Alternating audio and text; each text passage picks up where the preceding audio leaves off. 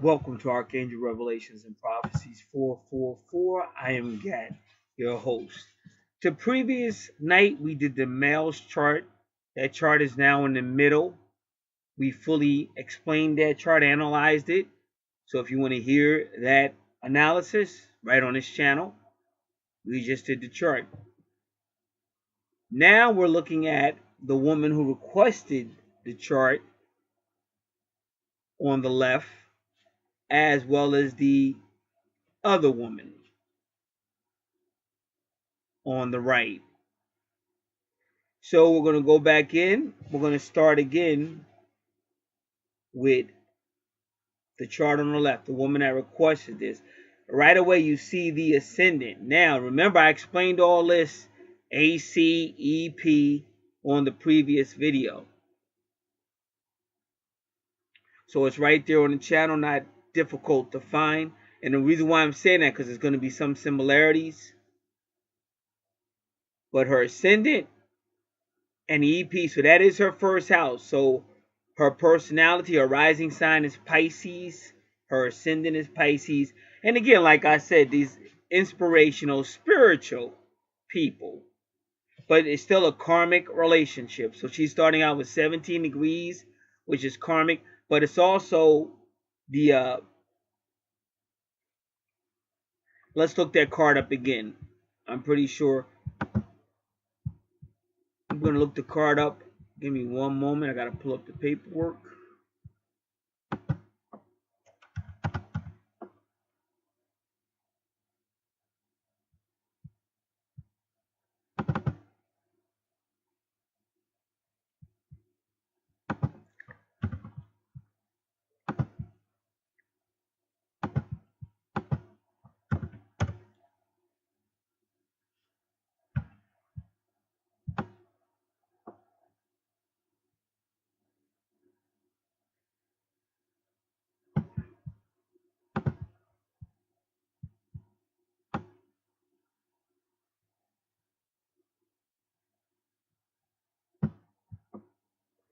Okay, so that's 17 card. The number 17 is the Star Tarot card, which is Aquarius energy.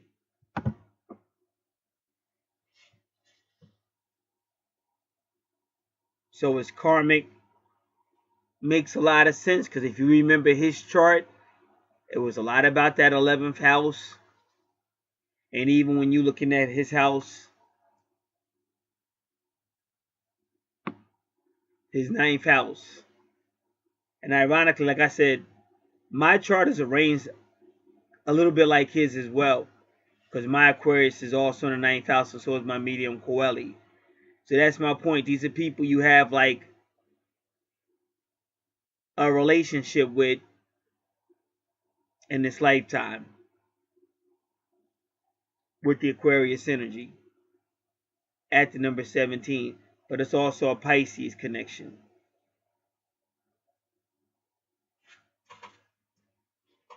And then you see it again. Her EP is 21 degrees. So once again, that's Saturn and Capricorn energy, and that's also karmic. That's the World card. So again, she would have some type of Pisces karmic situation. And that's in her first house of Aries.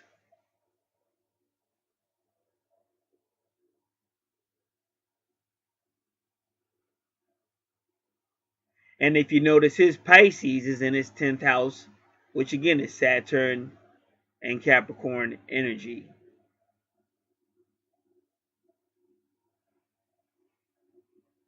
And then going to her Aries. And this is where it gets a little bit eerie. So her Aries is in the 2nd house. That 2nd house is ruled by Taurus. First house is ruled by Aries. And it's how the world sees you. And that would be somewhat of an inspirational or spiritual type person.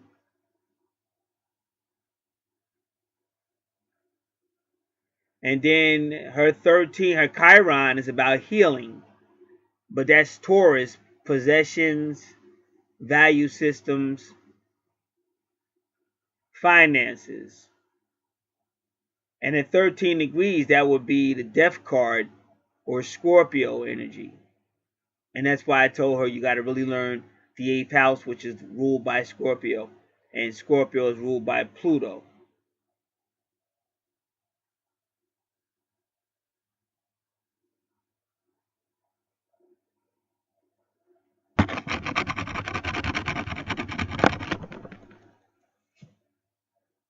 Now, let's go back to, that's the first house, second house.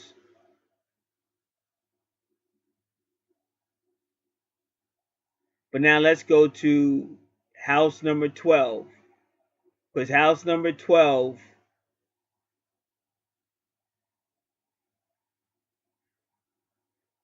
is also about karma, endings,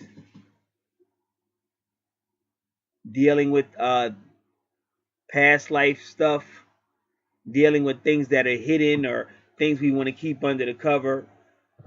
And as you see,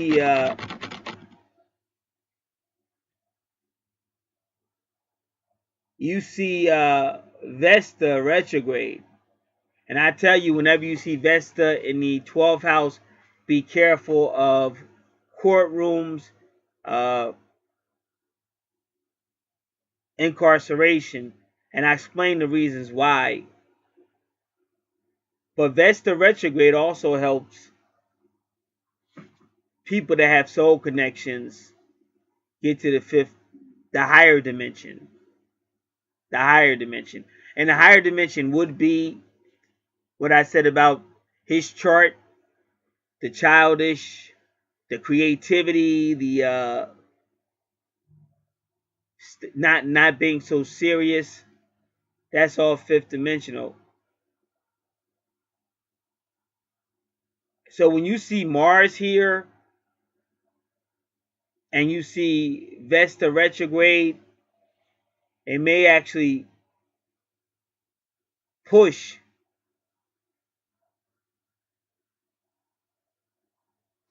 him to be more determined to stay in that energy field of creativity and third house, fifth house, which is kind of more like I would say childish. But you have to understand when you have Vesta and you have your true north node is 15 degrees. That's Cancer. That's Capricorn energy. And the Capricorn is ruled by Saturn. And then you have your Mars at 21 degrees. So somebody somewhere was really, what the chart would kind of imply, abusive. And remember, Mars rules Aries in your second house. And that could be a person who's really like saying, I want this, I want that. 15 is a devil card, very materialistic, very physical, material world. So that might have been pushing. Now, Vesta doesn't like aggressive energy. So when you see Vesta on the chart next to Saturn or number 15 or something like that, she's there because she doesn't like that aggressive masculine energy. And that could be a woman, but sometimes it could be a man. But it's definitely there. That's my point. And when you see Vesta with Capricorn energy, that's either Vesta fighting against a domineering or abusive person, or they say that is also somebody that'll do anything to get what they want. Like somebody really kind of ruthless. And you can see that like in the 12th house. The 12th house can be like that. To be honest, the 12th house can be a lot like the 8th house. It can get very aggressive. It just depends on what do you have there. And also, Mars in Aquarius is like women fighting for their position. And that's not always a bad thing. It just depends on how they go about it.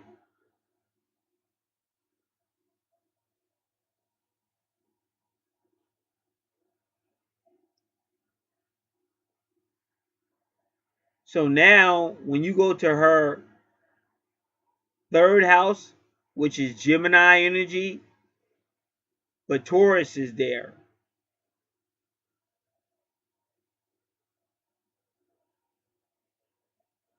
And so is Pallas, that asteroid at 9 degrees. And we know that that's your Virgo energy or your Hermit energy.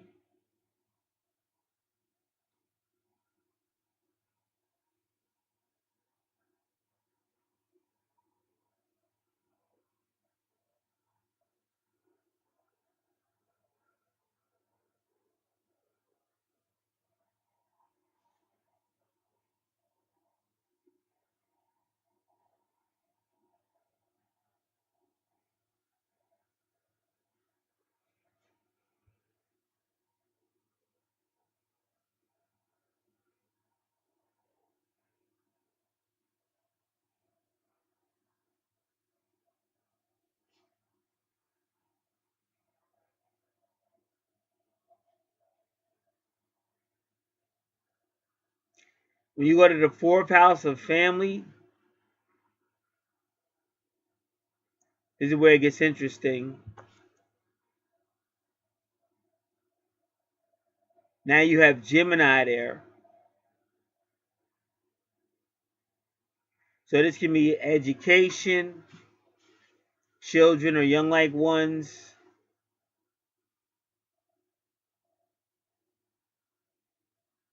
some type of love, karmic. It's still a karmic relationship because it's 21 degrees, which again is the world card, which is Saturn energy. But you see that love with Gemini energy. And you see his ascendant is Gemini. And then that Curious at 27 degrees means that these two will kind of work together, maybe to encourage others. And you have to realize sometimes, even if you're married, if you were married to somebody and you were going to like a church or something, even if y'all didn't have a position, people are still watching y'all. So in that way, it's encouragement too.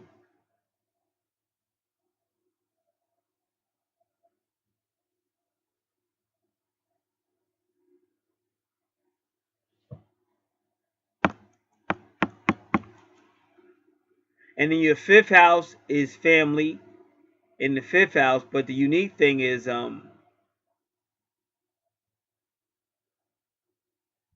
yeah, so whether you notice or not, you have the sun in your fifth house. So the fifth house is ruled by Leo, and Leo is ruled by the sun. So even though your sun sign is Cancer, you definitely have a lot of Leo energy with that. And remember, I was bringing that out on his chart. If you remember, I kept talking about that whole Leo moon sign connection. Because Cancer is ruled by the moon. So you have the same Leo, Cancer, moon thing going on as he does. And if you look, you have Mercury in Cancer, and so does he. He has Sun in Cancer, and so do you. That's why I say people be quick to tap out. And that's why I was very careful. But this is why I be trying to tell people who refuse to listen to me. Learn what twin flames is. Don't just go by your feelings, because your feelings could be wrong. I see it all the time. See, the difference is I'm the expert. And like most people don't want to mess with the charts for whatever reason. But that's the only way you're going to know. Because you can go with feelings and you can think, oh, that's not my twin. Oh, he's so happy with her. She has to be his twin.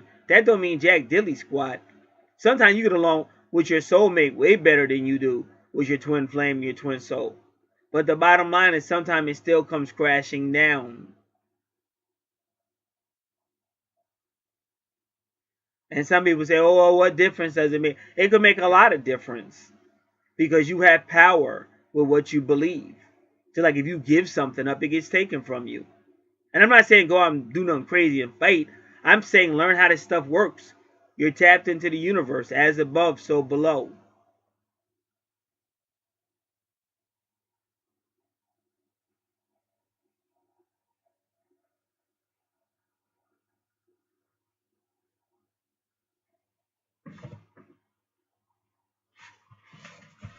So your fifth house of Leo, once again, family, fun.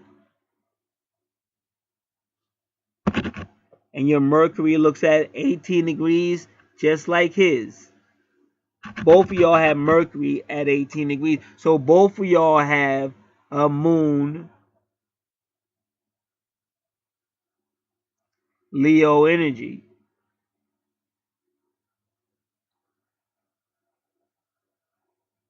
Moon Leo, Sun Mercury energy. Dealing with the family.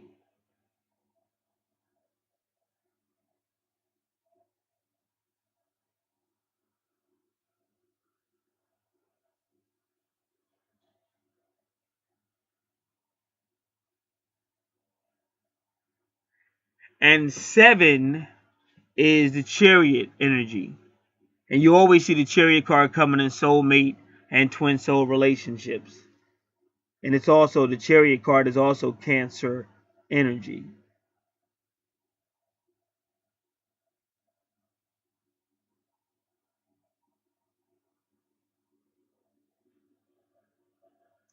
And then you see your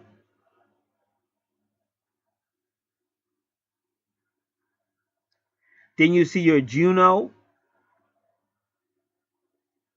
is in Leo, which is the 6th house, which is Virgo energy.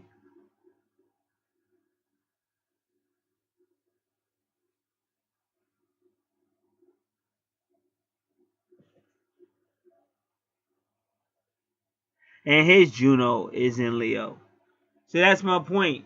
It's like, which you would have to go back, because I don't think I ever said that one was his twin. I just said they had a close relationship because she let him be more creative and all that.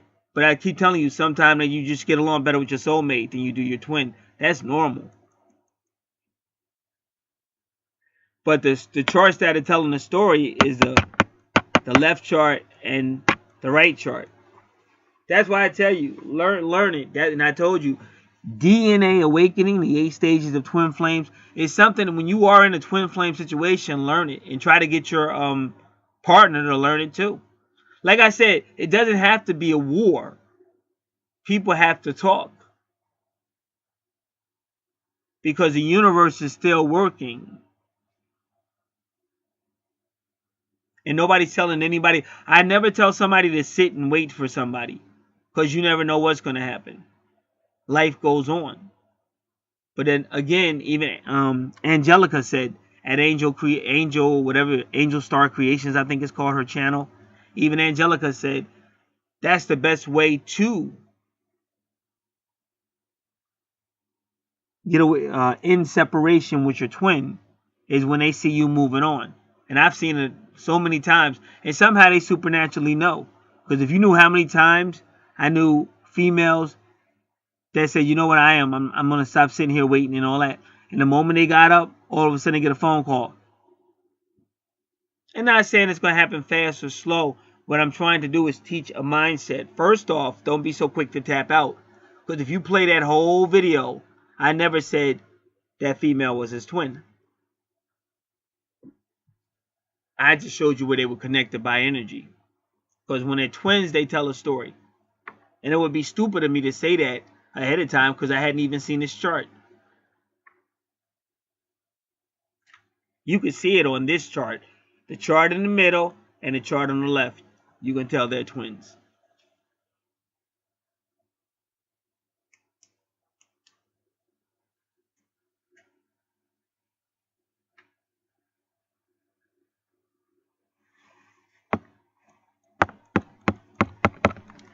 So 6, okay, so Leo, Virgo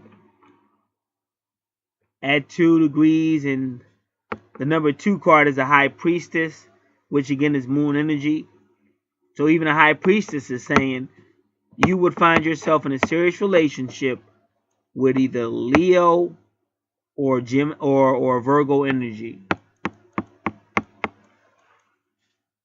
So when you go to his Leo, True North Node, and his Juno is right there,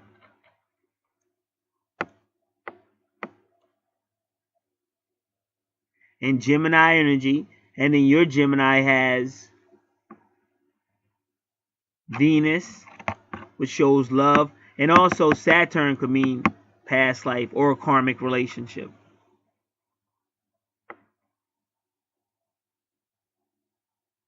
And then when we look at the Virgo, and ironically his Virgo has Saturn in it.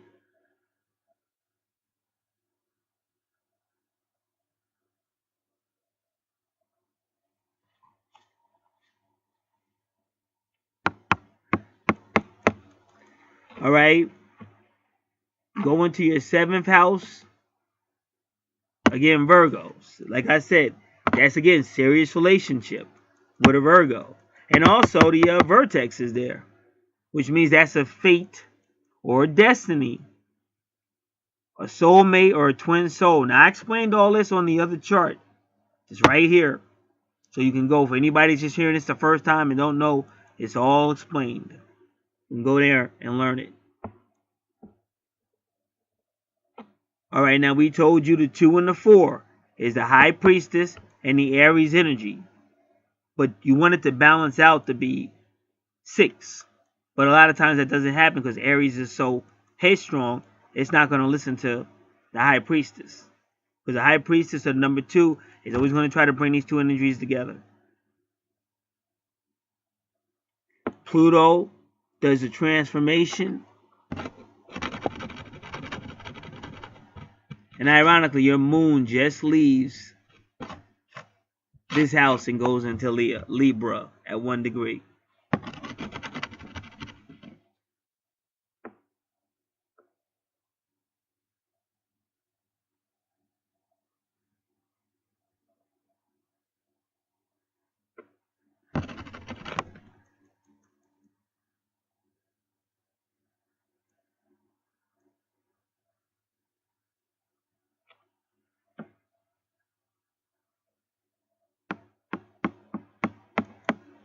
So this would be like a serious relationship, also connected to the home.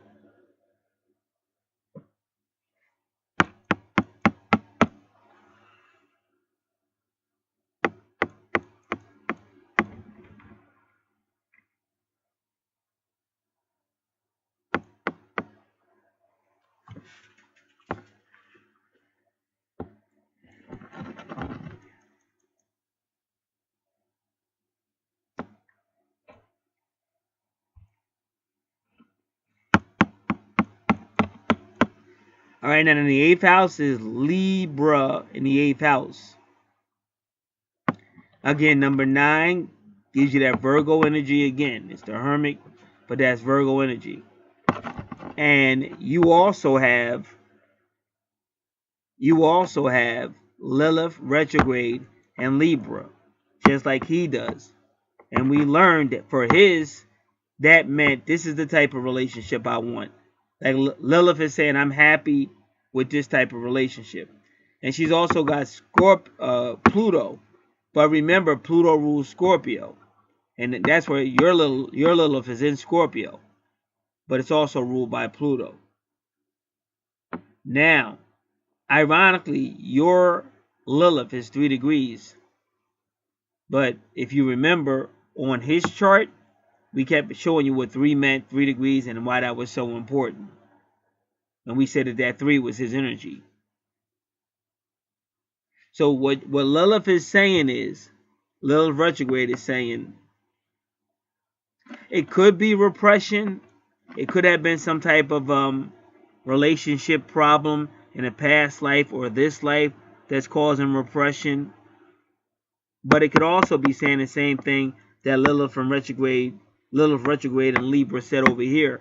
This is, in order for me to be happy, this is the type of relationship I need. Now, first off, the moon and The 8th house is going to be very watery. And like I always tell people, be careful. Whenever you have Cancer in Scorpio, or any type of Cancer, Scorpio, Cancer, Pluto connection, you have to be careful because it's very watery and it's very easy to be influenced or overtaken by evil spirits. So you have to be very careful. And that's why we telling people it doesn't pay to get mad and get vindictive and stuff like that, because you're actually opening yourself up to that.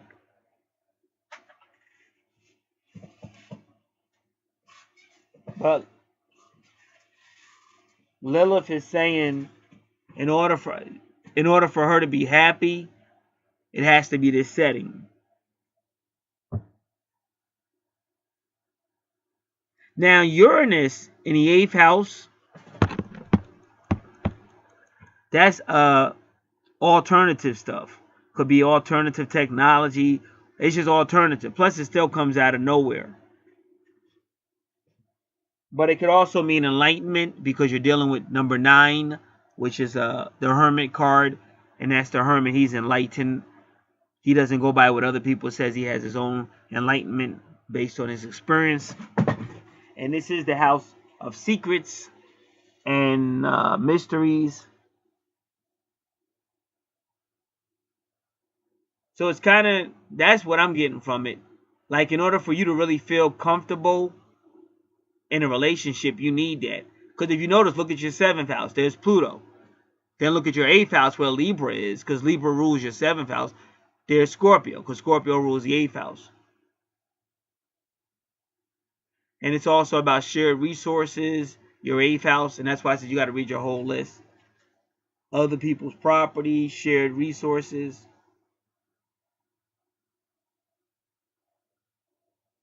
And then in your 9th house is Scorpio again. So you definitely have some type of either connection to or a fixation with the unknown. Because it's all your 7th house, 8th house, and 9th house is all about the unknown. And so your 9th house is about the higher self. And again, higher knowledge, because it's got Sagittarius. And when you have Jupiter retrograde, that's exactly what Jupiter retrograde does. It questions like normal religion and all that, because it doesn't believe it. It doesn't like blind faith. And then right away your Neptune retrograde, which can deal with mysticism as well as escapism, but it's leaving and it takes you right into your 10th house. So I think both your medium coeli and your part of fortune is 23 degrees.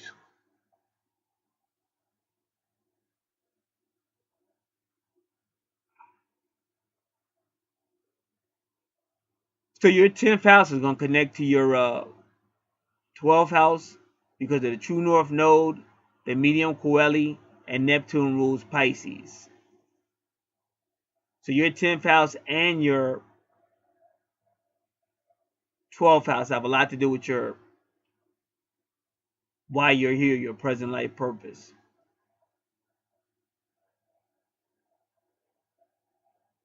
And when you see Sagittarius and Aquarius, that is a person that kind of likes their freedom. Because even where your Uranus is, remember Uranus rules Aquarius.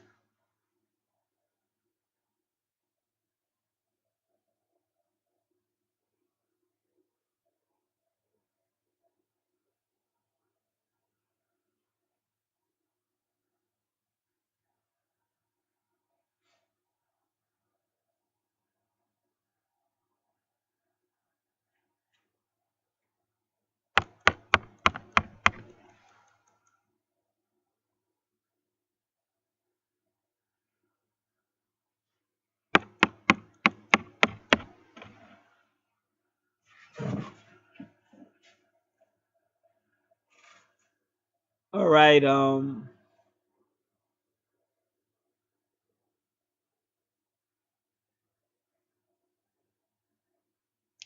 see, your Uranus is in your 8th house, which is ruled by Scorpio.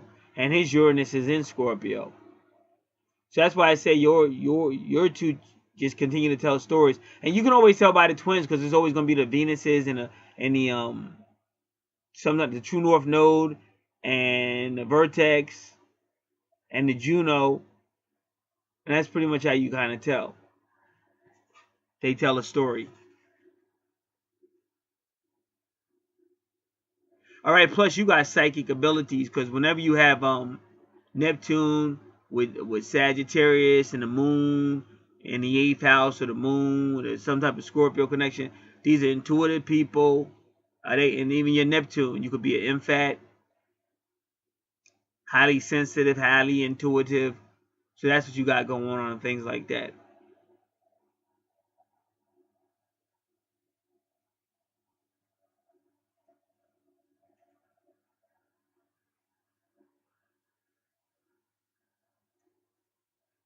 So Sagittarius in the 10th house again. This could deal with philosophers, teachers, people in publishing, traveling long distance, people that are associated with higher court systems, philosophy, religion.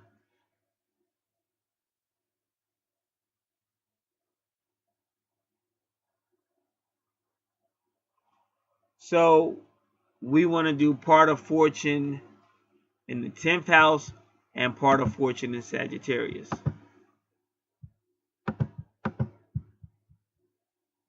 And that's also called good fortune.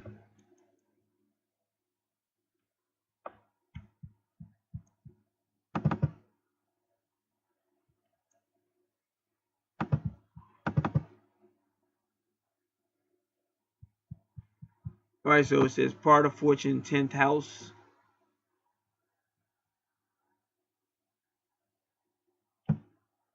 The gifts from having your part of fortune in the 10th house are often problematic to achieve. It's about fame, being an authority that is trusted by others, and living life by your own rules. And I just got finished saying that. This comes after sustained efforts and developing the emotional maturity to handle it. Holding on to childish emotions or a need for adulation is likely to trigger a tumble from high places. But you're not going to hold on to childish emotions because that's why they put Sagittarius there.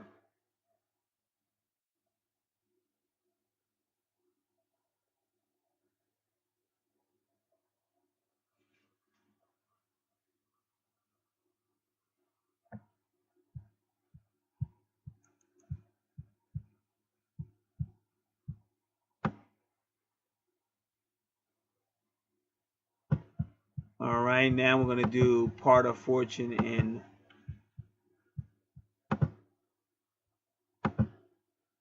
Sagittarius.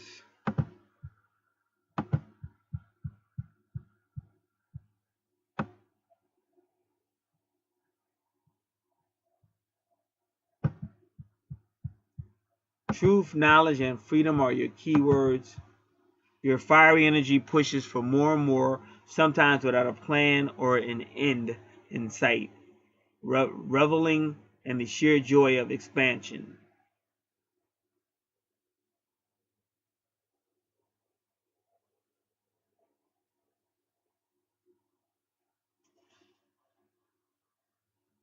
So, with Sagittarius energy, you could be directionless.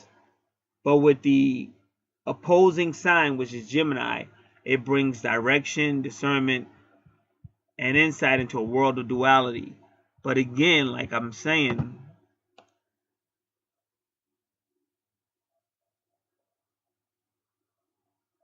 your Gemini represents you even see Juno right there. It also represents your twin who's helping you in those areas, or who helped you in those areas.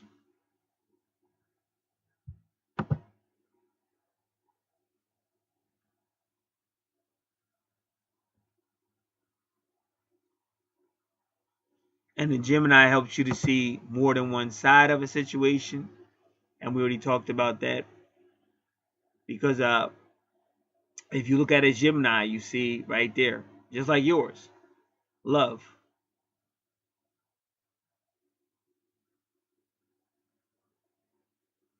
And then if you see how the universe does it, now her Venus, you said you and him have Gemini and Venus. Now her Venus is in the opposing sign. The opposing sign of Gemini is Sagittarius, and then her her true north node is in Gemini at 15 degrees. So we'll look at that momentarily.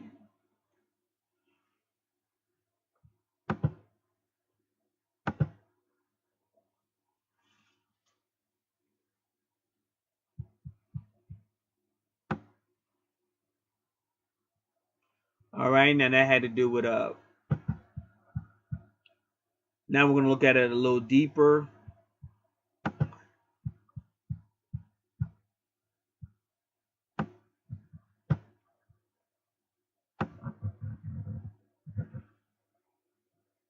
And I could be wrong. I think it's the same information.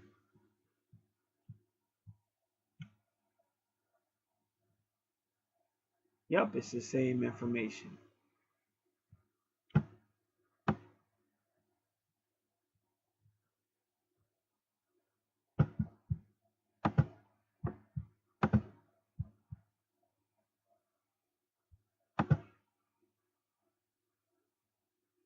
Let me just look at what this is. Karmic.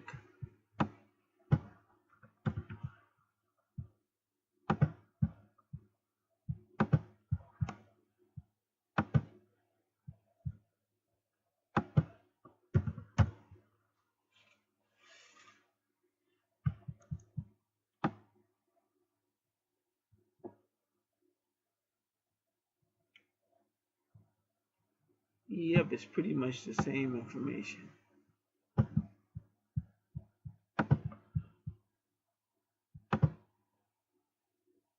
All right, so then we just want to know what does a 23 mean? And again, like I said, a 23 is really connected to the Sirius constellation.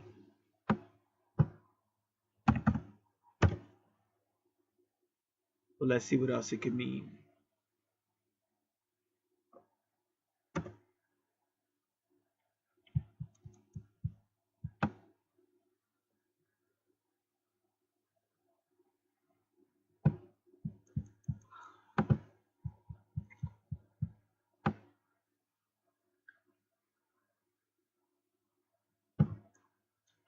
Now it could be the 5. And remember, I explained what the 5 was, but I said that's the Taurus energy, the tarot card, the Taurus energy, and that's the Hierophant, the Pope, and that could also be the marriage.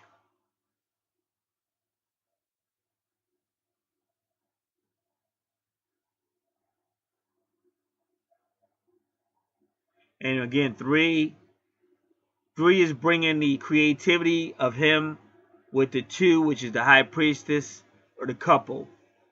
So it could be all brought together. And if it is brought together, then it would be the 5 or the marriage, which she has experienced with the 3. She has experienced marriage with that 3 energy, which was her husband. And like I told you, all that's about your life purpose.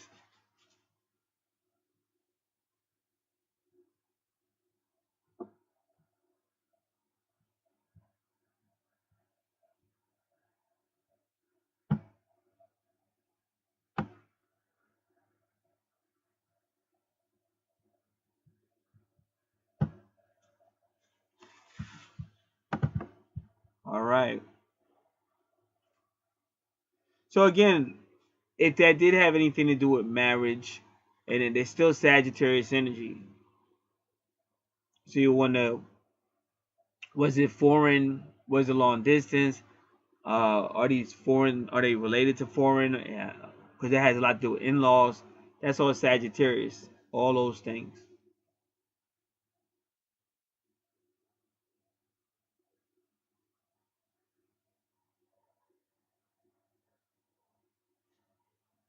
And see, when you got Neptune there as well, because Neptune rules the 12th house with Pisces, And in your 12th house, Aquarius is there. Again, with friends, association, groups. But again, like Sagittarius and Aquarius also have to do with like the internet or using, like I said, even going back to Uranus, because Uranus rules Aquarius, using modern technology.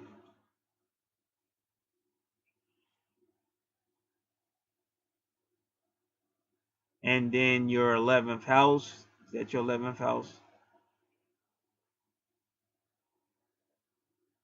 Yep. Your 11th house has Capricorn there. So this is a person that could turn business from friends, association, and groups.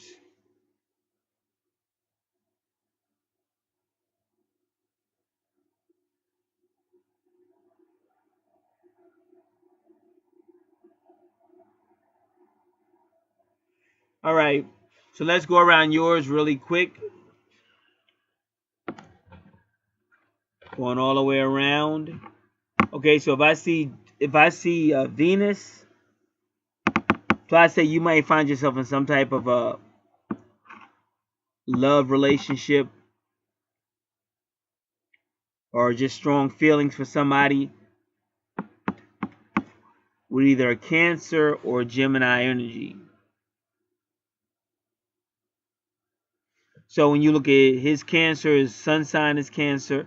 He's also got Mercury there and got Vesta as well.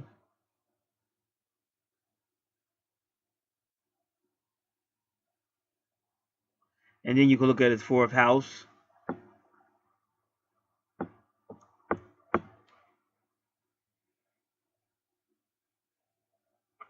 could also look at his 3rd house because we said either Cancer or Gemini.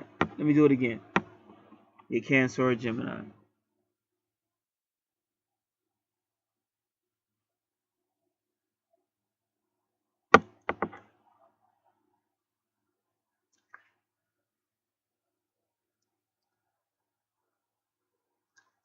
And then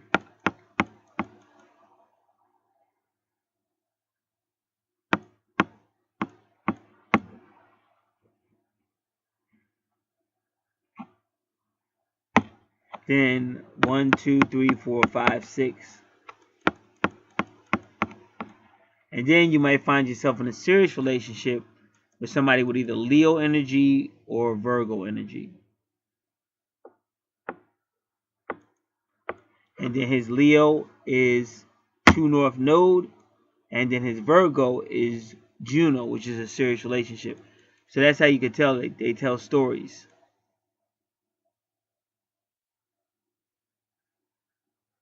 From Venus and Gemini, and the same thing. All right, and then you keep going. 7th house of relationships. There goes that Virgo energy again. And it really could be Virgo energy, Scorpio energy,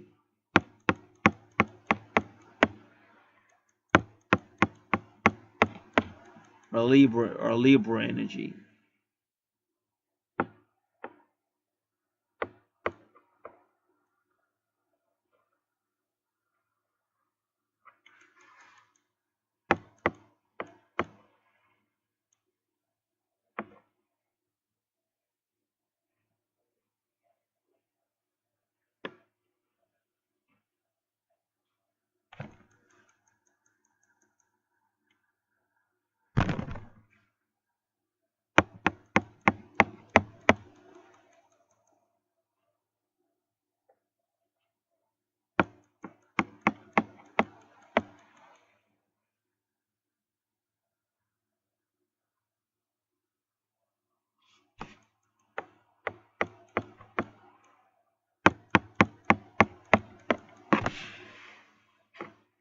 So Pluto in your 7th house is ruled by Libra, and his Pluto is in Libra. So that's that connection.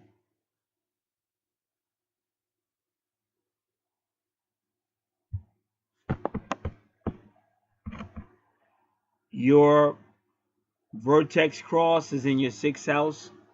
Well, let me do it again. Your vertex is in the 7th house.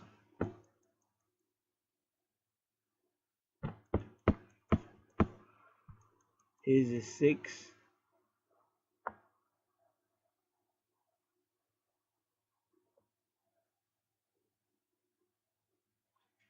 And you both have Juno and Leo. I think I said that.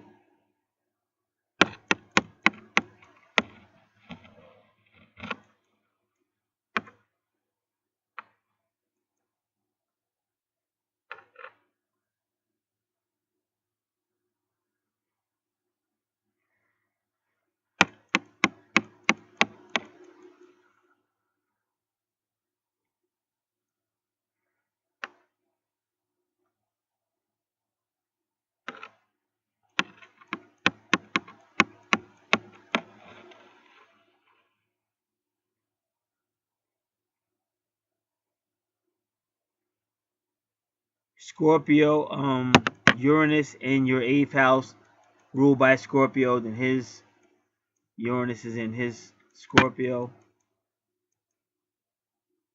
Both of y'all got Lilith retrograde in Libra.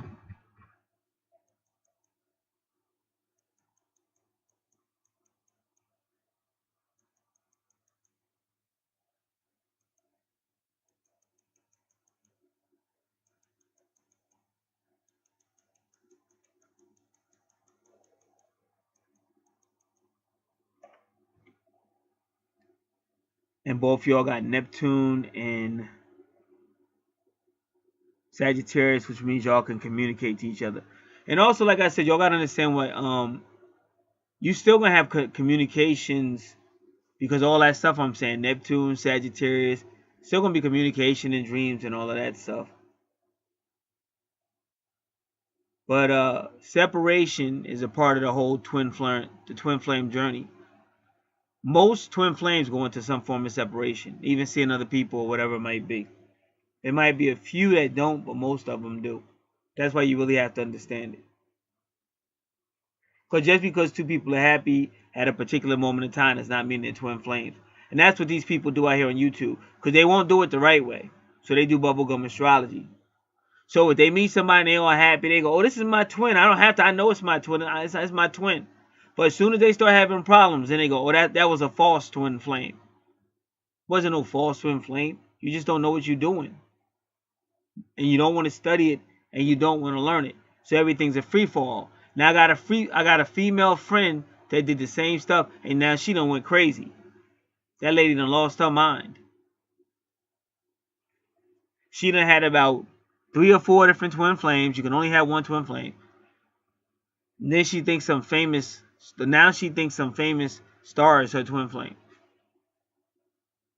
And all these people I'm talking about, they never want to do it the right way. It's all this YouTube silly bubblegum astrology.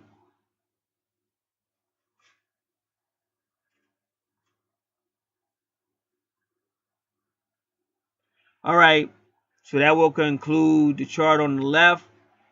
So now we're going to go to this chart on the right.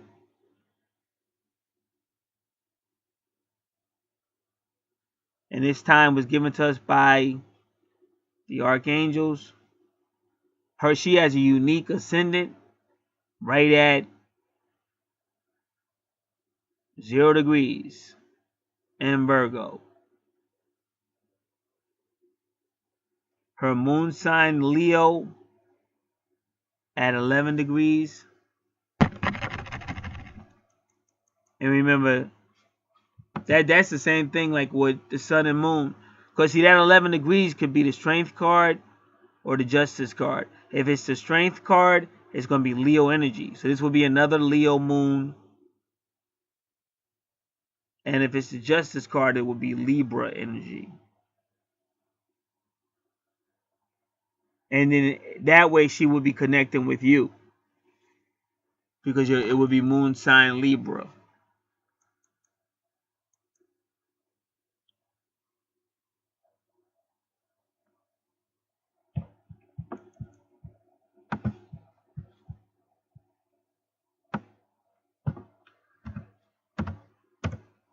Now we'll rephrase what the number 26 is.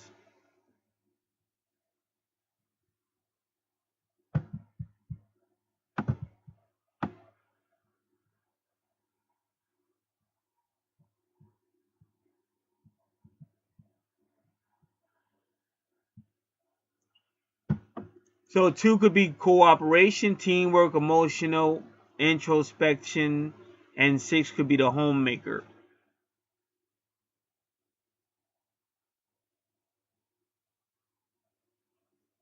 And it could deal with stability and harmonious. So like I said, that would be the attraction of it.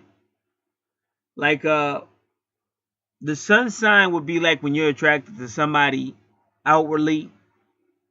That would be the sun signs, kind of. And then the moon sign is like the other stuff people do.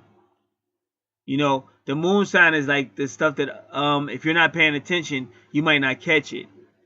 But I think when somebody falls in love, if they fall in love with the observance of the moon sign, it will go deeper.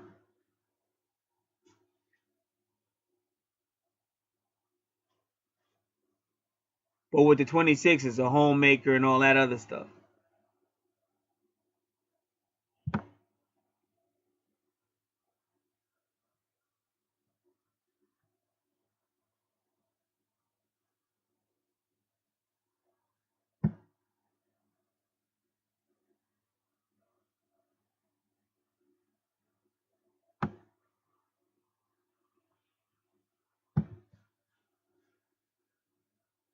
And the 26 could be an office manager, politician, an event organizer, or someone who organizes charitable events.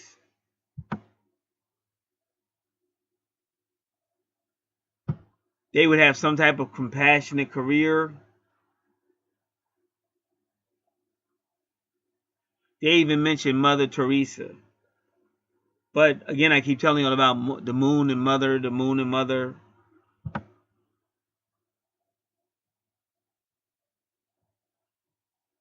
Oh, and this could also be the communication number from the realm of spirit.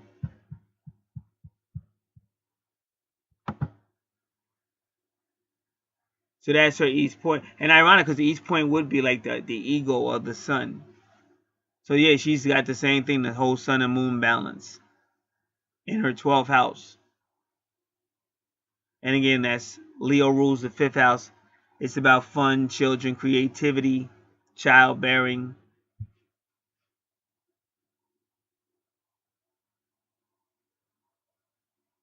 So her ascendant is Virgo at 0 degrees, and that's like the Fool. But remember, Virgo rules the 6th house of home and service, health, healing.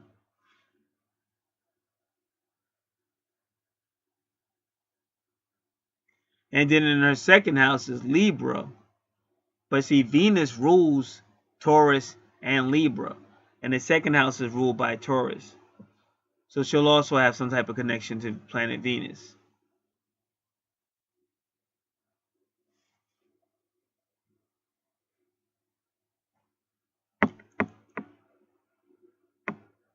See, this is why this woman was smart getting her natal chart. Because now I'm about to show you something that's very interesting. See, in her 3rd house, look at all of that. Pluto at 2 degrees. Mars at 4. Saturn at 5. And then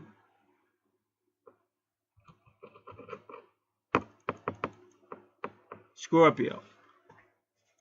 See, because one of his strongest signs is Gemini. Gemini rules that 3rd house. But see, this person, you have to be careful. Because that's an explosive house. If it was about transformation,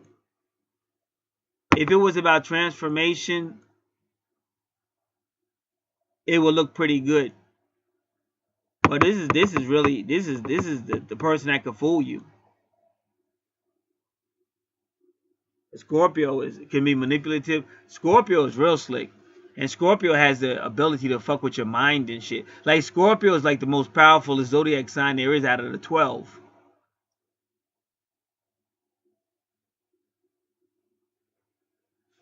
Oh, and her vertex is there too.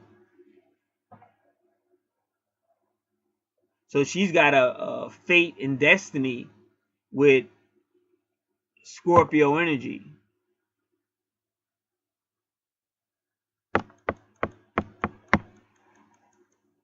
And ironically, his Scorpio is in Virgo. And then her ascendant is Virgo. But she has destiny with Scorpio energy at number 4.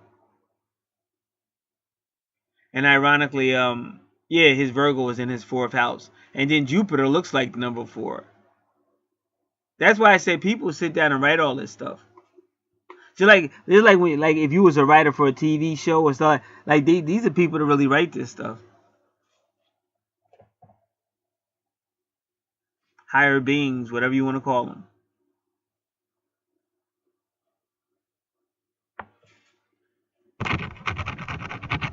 Oh, and see, I thought her Saturn was. No, it really is. So her Saturn is 15, which is Capricorn. And that's that Capricorn energy, which is also the devil card. Like you be bound up. And that's what Scorpio do. Scorpio will bind, because they're all about obsession and stuff. And then also it's karmic. With Sat 17 is karmic. So what I'm trying to tell you is, it's almost like setting somebody up. Because they put this right in the 3rd house with Gemini energy. So it's almost like she's going to jack it. That's why I tried to tell you. It always looks good in the beginning. Until the shit starts to hit the fan. And that's what I was trying to tell you in the beginning. It's just people are weak. And they get mad when I tell them the truth. Because you want to tap out immediately.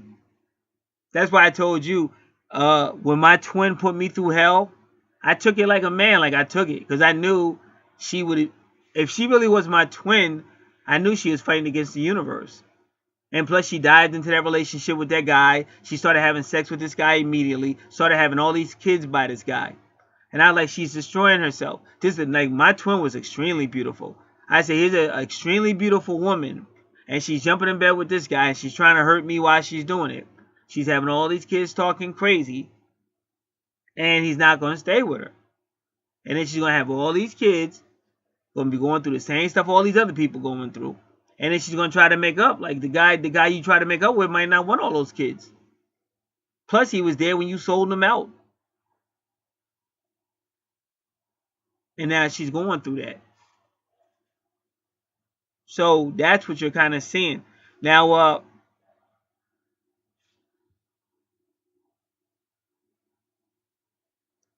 because people don't always show you who they really are.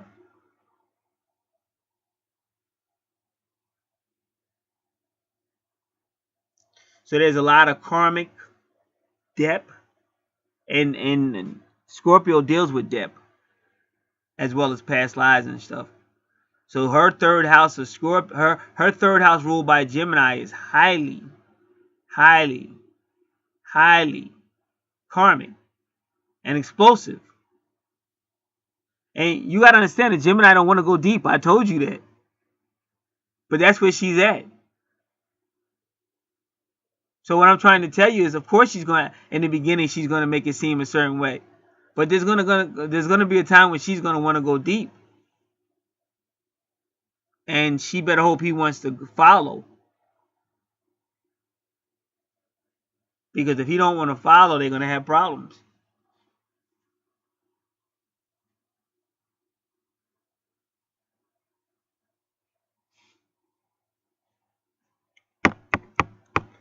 Now in her 4th house of Cancer energy is Sagittarius. And then like I said, foreign. See, that's why I said, cause see, these people don't live. She's not from here. She's not from the United States. So that's why I try to tell. These are foreign speaking people, but they can also be in-laws like that. But her 4th house is also connected to her 9th house.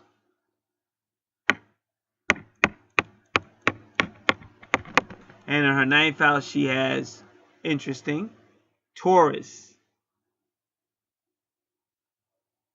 So she would, and see how she keeps seeing number 4? So she has see her twin probably is a 4 energy. because she has a connection to 4. So her twin is also going to be earthy. Earthy, like earth sign, Taurus, or number 4. And ironically, her Mars is number 4 too, because that's Aries as well. And you see how Aries is in her 8th house, and that's ruled by Scorpio. And then in her 3rd house, is Mars. And Mars used to rule Scorpio, but now Mars rules Aries. So my prediction is this guy is going to show up.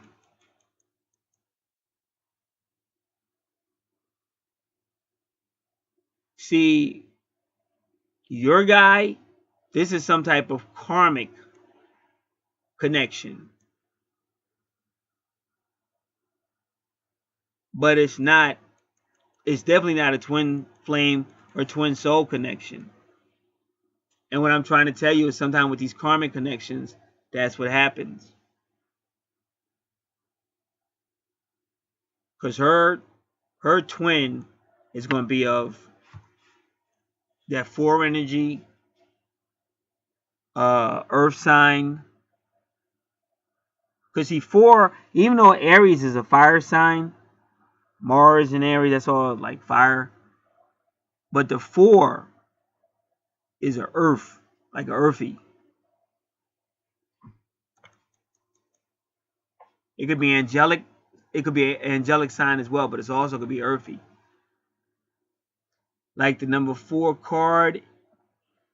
Let's look at that. Yeah, the Emperor, Aries. But what does the Emperor want? He wants material stuff. So that's explosive.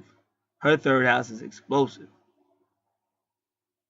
And that's why I try to tell you somebody can make it look like they really care about your creativity and all that, but that's just a way to manipulate you until the true person come out.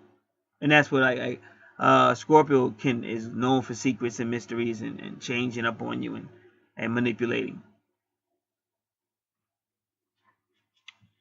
We all got good side. We got positive aspects of our sign and negative. All right, so again, now that's her love in her 4th house.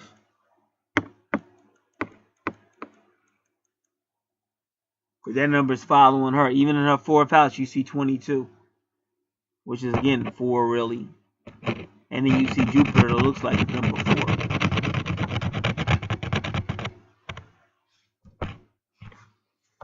And as you see, that's her karmic.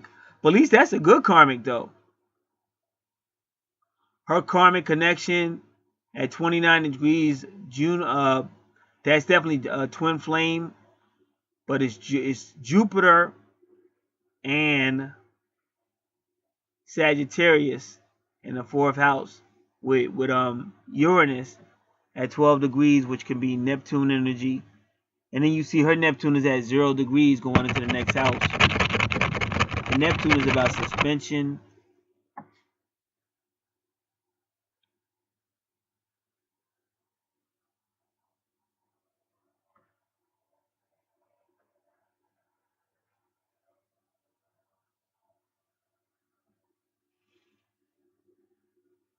But it's definitely money.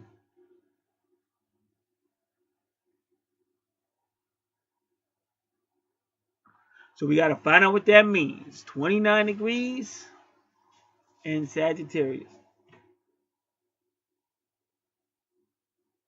She's got an interest in life.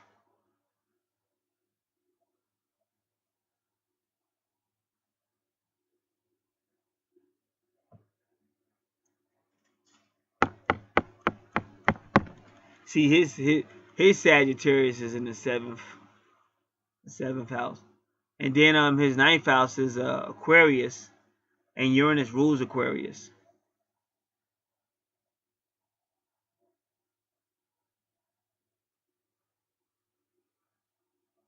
And his 12th house is Taurus.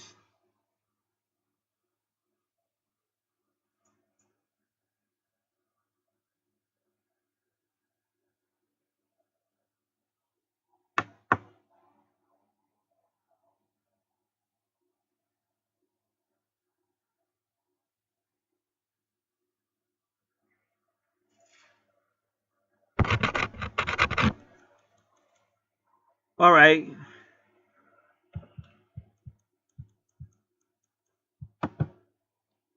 Give me a moment. All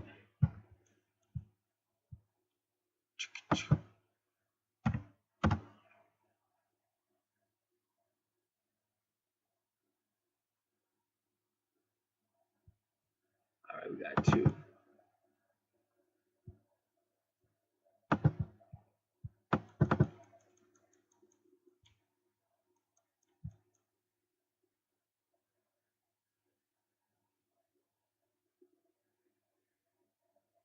So when you see that 29, it's about wrapping things up, getting wisdom, uh, connection to the past, like past lives.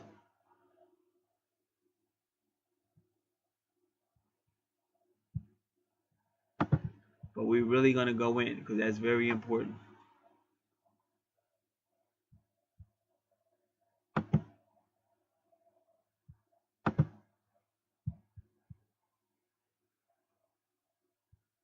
When you see 29 degrees, it's called the anaretic degree, but also the karmic degree.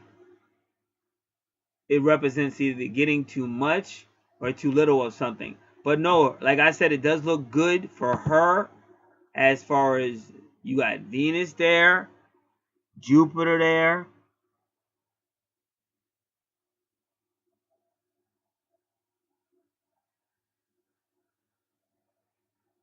And when it's a relationship, because you could say it's a relationship because Venus is there.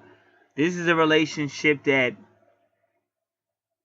lasts a little bit longer because, like I said, Sagittarius energy is more mature.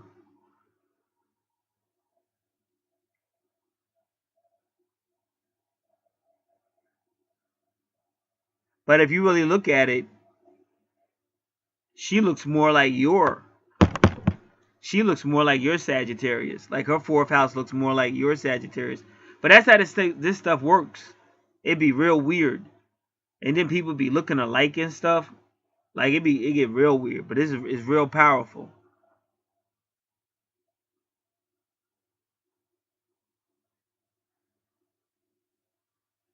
Because somehow it's all about like karmic and karmic debts and all kind of stuff.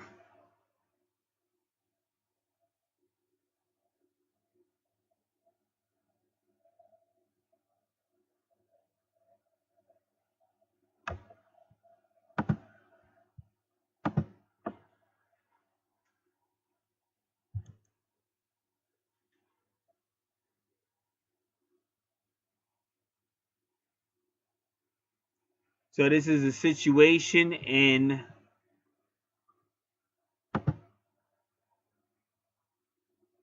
Sagittarius, but you have to know that it's still in the house, the fourth house. But usually Sagittarius deals with in-laws. Or it could be something foreign in this fourth house.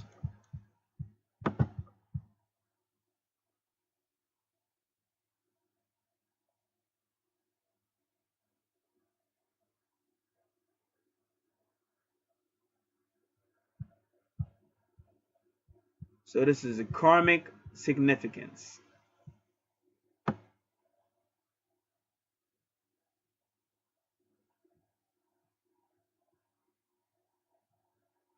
29 degrees Sagittarius. Uh-oh, the end of a spiritual cycle. And remember, Jupiter and Sagittarius do deal with philosophy and religion and analyzing. Like I know mine is in the fourth house as well too, but it deals with Virgo and deals with health. And I know this is real because I just did this on my other channel because I'm at a 29 degree right there, and my health did get better right at that time. And I was just talking about that. I got the video. I just did that video I think yesterday, but it's right around now because I entered a 29 degree too. And they said 29 degrees like a Virgo was like the end of a health matter, and it did. It got way better at that time. So 29 degrees, the end of a spiritual cycle. So old belief systems and philosophies no longer serve a purpose. And when you do meet somebody, sometimes that does happen. Because when you meet somebody that's kind of like new or whatever, and we were talking about the new moon, he has the new moon personality. So it could be him. It might mean that.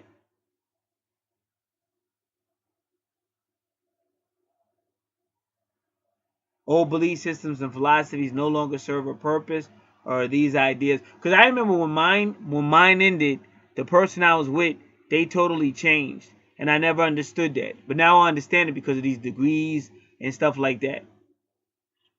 Because they like totally changed. Like they started doing things they never did before. They got all involved with stuff they never got involved. And plus, I used to be like a homebody, never want to go nowhere. Then they was just going everywhere.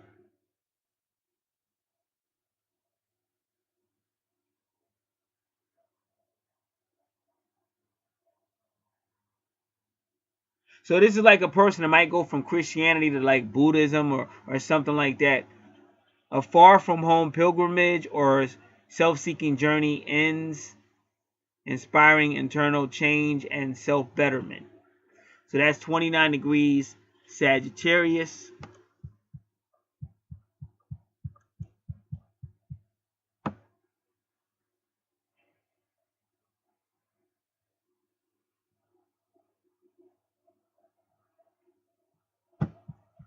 So now we want to look at the planets. Any planets that are there? Because I think we got Jupiter there. Where is he? Where are you? Okay, over here. She's got Jupiter there, which would also do, you could do Venus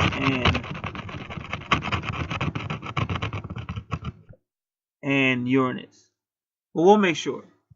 But it's definitely 29 degrees Jupiter. But we'll make sure.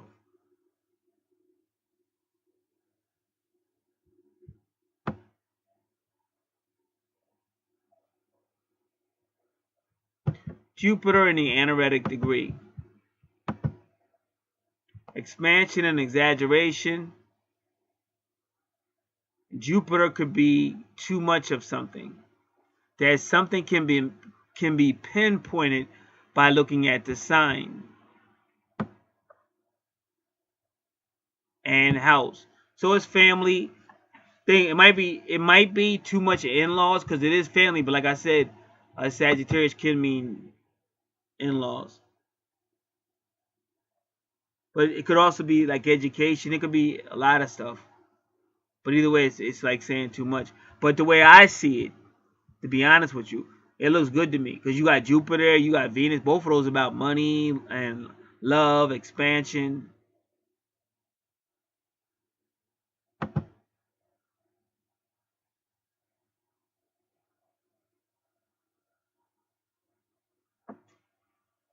Especially with the 22.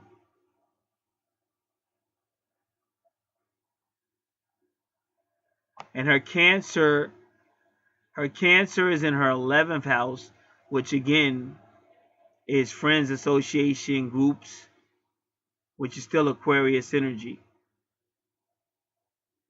And that's ruled by Uranus. So it might be some type of travel stuff going on, or they may work something out where they just do good with people. Because a lot of times when you have Sagittarius in the 4th house or Aquarius, that just means people that become your family. Like you be calling them family, but they're not. But a lot of times, like when Christians say partners. Will you partner with us today? So it's like you use these people to get like a profit off of them. Because there's definitely something going on in her 4th house that's definitely, but it's going to be lucrative. And Venus is the same thing. Venus is about people and diplomacy and going out and having a good time. So her 4th house, she really got it going on.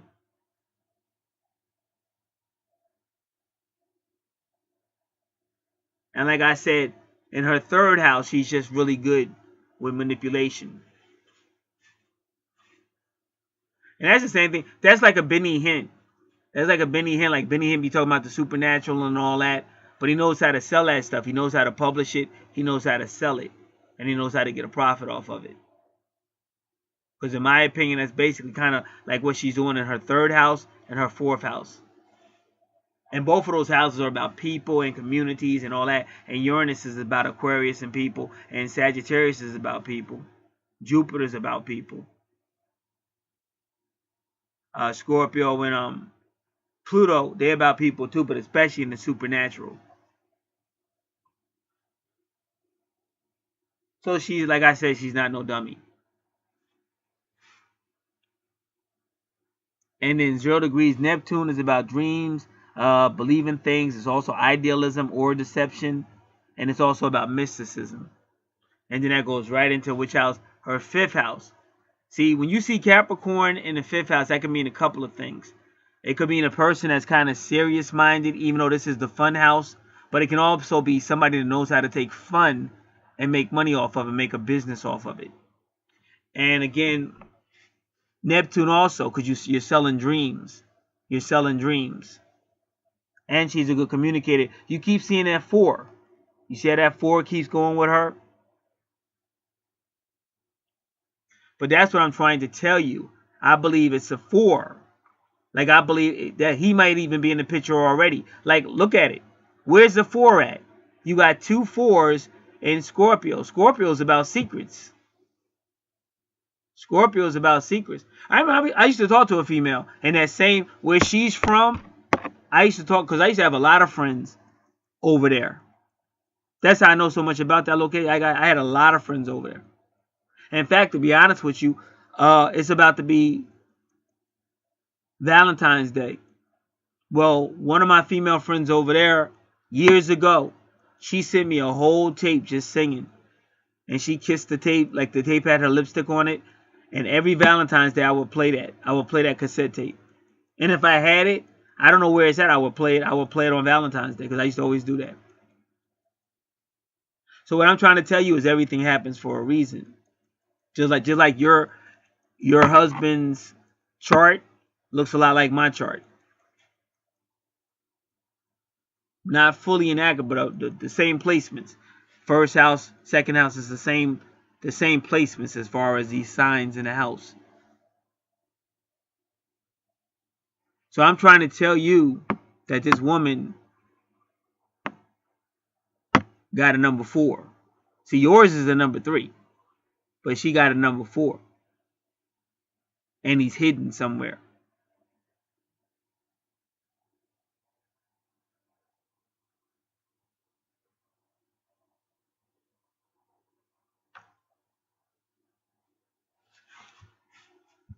So anyway, I had a friend, and it was like that.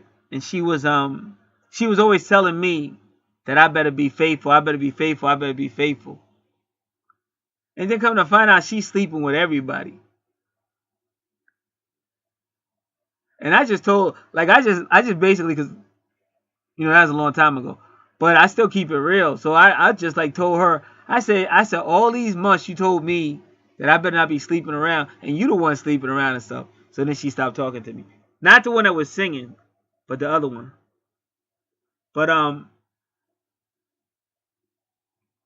so why I'm telling you that is because that's what I'm sensing with this.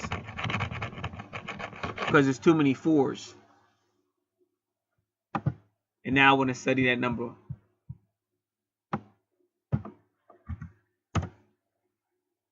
Let's just see what it says about the 4.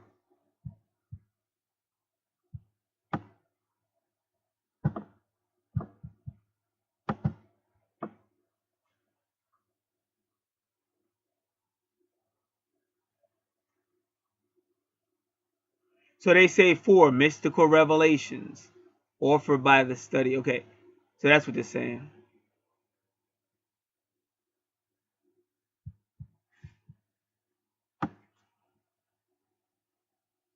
Numbers have a vibration. Okay, let's go.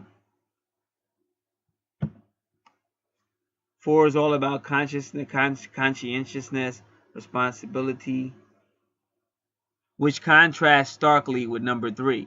That's what I'm trying to tell you.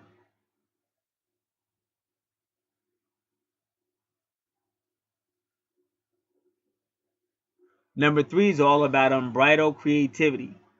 The number 4 is creative as well, but in a more conventional and organized way.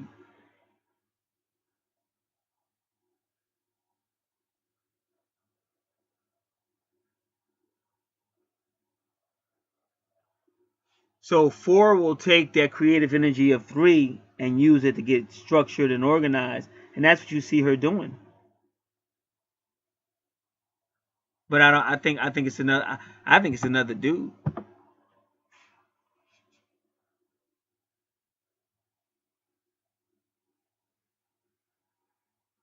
Number 4s can make good bookkeepers, office clerks.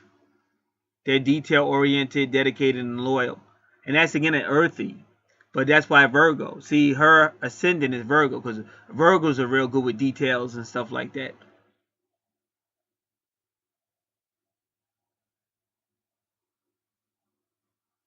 So the Emperor is number 4 on the tarot card. The Emperor and his number 4 are both associated with the Sun in terms of order and element of Earth in terms of solidity and beneath our feet.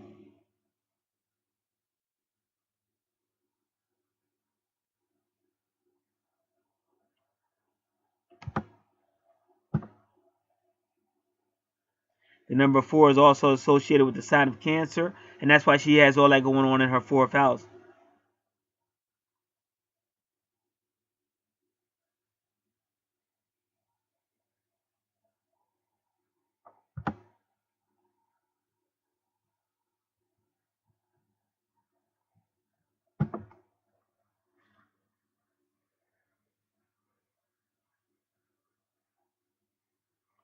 The energy of number 4 extends pragmatism into the mystical realm of divination.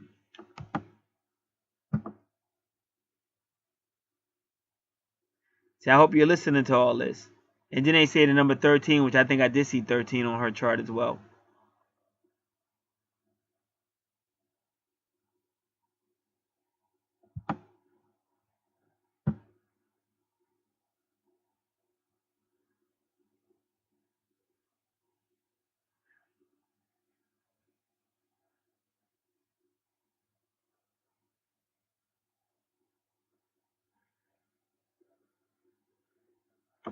So they say when spirit wants to express itself, it'll express itself in number 4.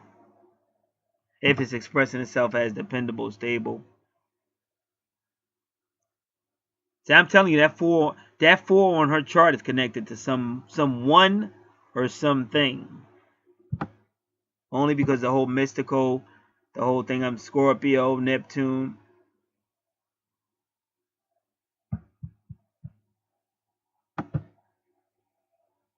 So this is why we always pray over people as well. Even, see number 12, her Uranus is number 12. But see number 12 is the Neptune energy of the hangman. And this is all mystical.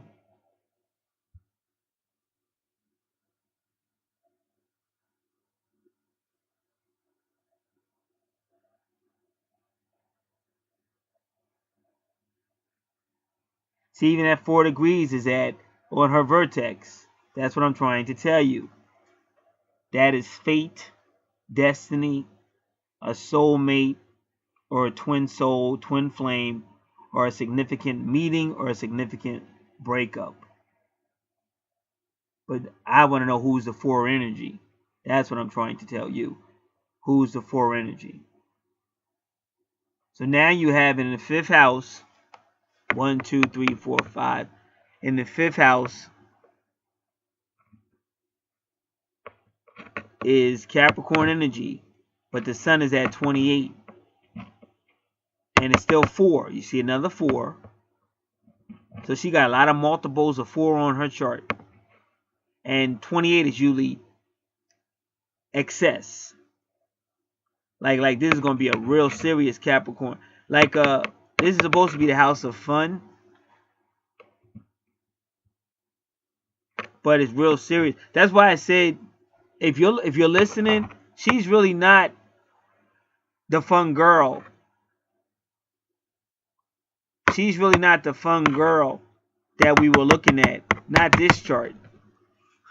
This is not the fun girl that we thought we were looking at when we did his chart. So either she's faking it,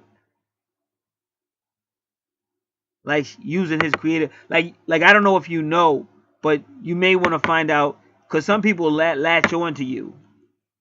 You understand? Like Some people might be real creative and they come in to grips with somebody. Like you got Jay Leno and you got his original manager was a female. And without her, Jay would not have taken that spot at NBC. But she was very aggressive. She could give a freak less about anybody and everything. So they finally told Jay, listen, Jay, we'll give you the spot, but you got to get rid of her. So he ended up getting rid of her. But like I said, without her, he wouldn't have got the spot in the first place.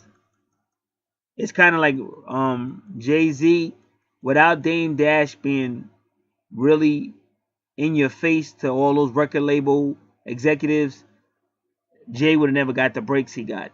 And that's just a fact. Even if he was good and everything, but it was Dame. Dame was the tough guy.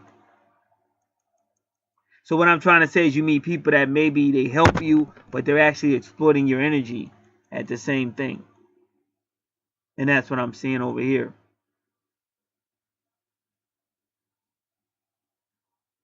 Because his chart and her chart are not matching.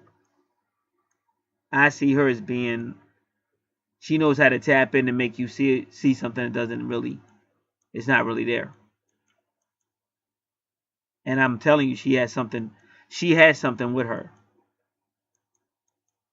So if she doesn't have a man with her with that 4 energy, then she has like a spirit with that 4 energy.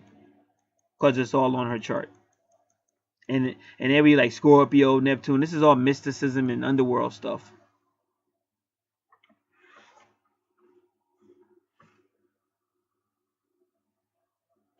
When I was dating my Kenyan, she told me that. And she was a very mystical person too. She was very powerful. And she told me that one time. She looked at me. She said, I have to warn you. She said, I'm an actress. I can make you believe anything. And she actually told me that. She said, be careful. But she used to flirt with guys all in front of me and do all kind of crazy shit. That's why she's not around now. So you have to be careful with who you're dealing with.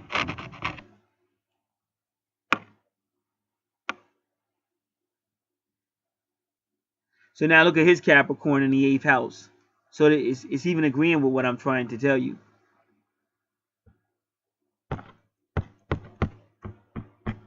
See, what you have to understand too, you'll still know a lot of this stuff inside of yourself. And you can see it on the natal chart. Because I do natal charts.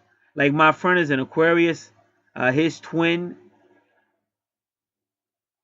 I did his chart. And we knew all about his soulmate.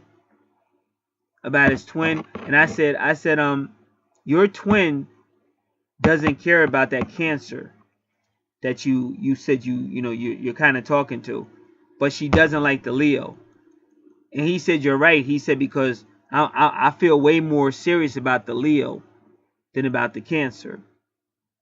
He said to me, I'm not really that interested in the Cancer, but I'm very interested in Leo. And you're right, she doesn't like the Leo. So not only does your higher self know all this stuff, but at the same time, a lot of times your higher self helps you. Like in twin flames relationships, the higher self of the female may even help the guy. But she'll have everything timed. Like the higher self will let him meet another woman or whatever, but she'll know when it's going to end and all that stuff. That's why I said, remember, you're a spirit inside of a human body. So that's what I'm trying to teach you with this chart. Because there is no love story on the chart between these two. But there might be manipulation.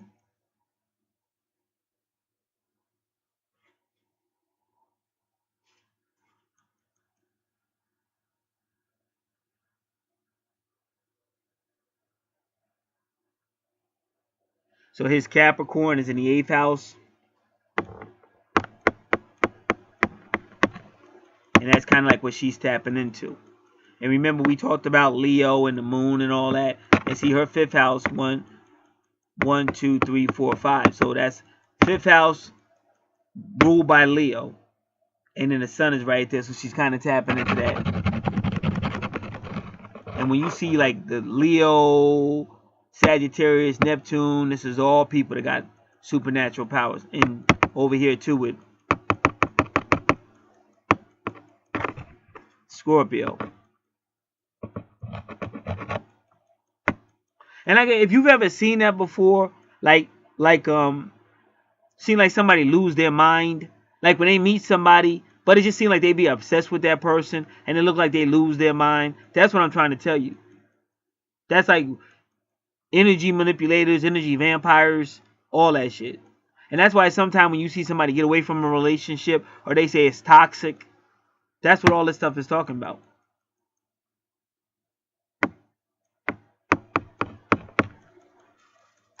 So now, 1, 2, 3, 4, 5. So when you go into the 6th house, again, now we're dealing with Virgo energy, which is her ascendant, because we talked a lot about Virgo on your chart and his.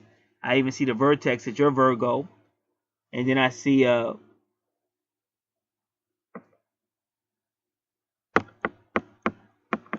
vertex in his 6th house, which is ruled by Virgo. And that's her ascendant. And then in her 6th house, 1, 2, 3, 4, 5, 6, is Aquarius energy, which is going to connect with the 11th house. And her Lilith is also 18 degrees, which is the moon. But her part of fortune is 17 degrees, which again is karmic. And then her 10 degrees with the palace.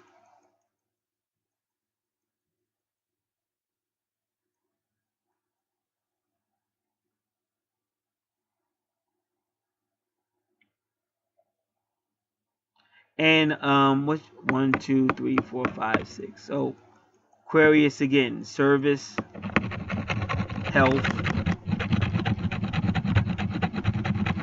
So she may offer service to the people with Aquarius in the 6th house, because that's the house of service. And then the 7th house is curious, but at 8 degrees. And it's also Pisces. So it could be a spiritual relationship, spiritual and inspirational. And then 8 again is Pisces or business or karma. And it could be the strength card as well, Leo. Or the justice card, because that is the 7th house.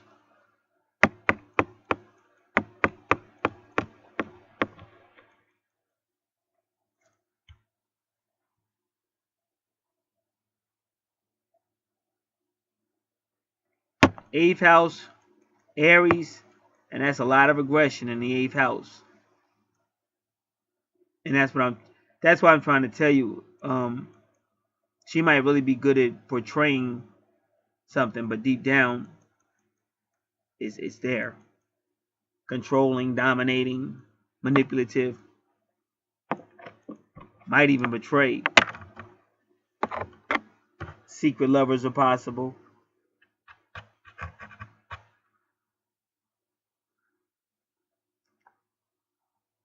See? Now look at her Juno. Again, 4 with Taurus.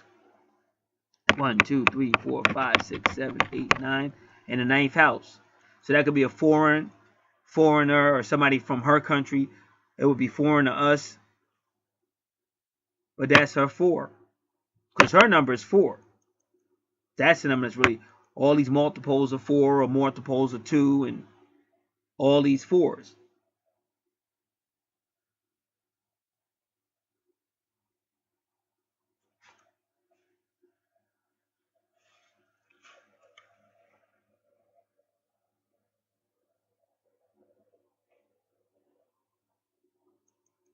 All right, and again, Taurus in the 9th house. These are still the teachers, believe it or not. They could be teachers, but Taurus is about that money and stuff. Like he rules the 2nd house. And remember, Venus rules Taurus, and so you see she has a Venus and she has a Venus and Sagittarius connection. And if you have a Venus and Sagittarius connection, you have a Venus and Jupiter connection. And that's what you see. And like right now, there's a thing going on with Venus and Jupiter in the sky. So right now it's doing good. It's doing really good right now too. And you got to remember, she's tapped into that type of energy. So that's why I'm saying right now she's looking really good. If somebody was interested in her, they would be very interested. But that's because right now, Jupiter and Venus, every morning, all you got to do is look out. They're both out there. So she's tapped into that energy, which is making her look good right now. And then at 27, it's Chiron retrograde. So she's been wounded or hurt by somebody that has either significant Sagittarius energy or significant Taurus energy.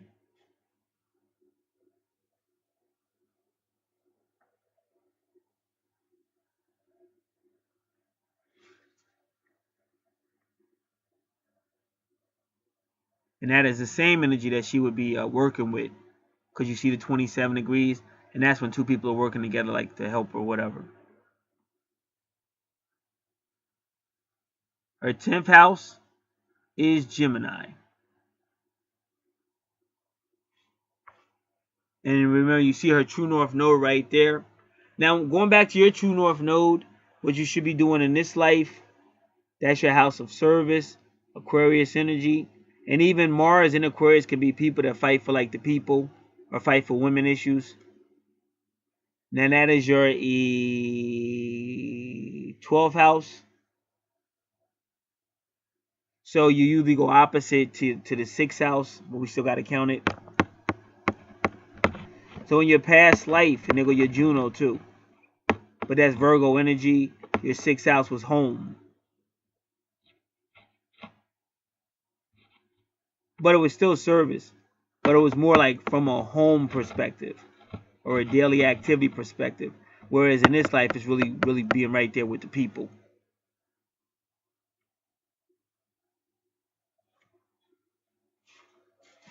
So she's got Gemini. Again, 15 degrees is still Capricorn. Because see, that's what she's doing. She's doing it right there. Her true north node. See, Gemini is 3, the 3rd house.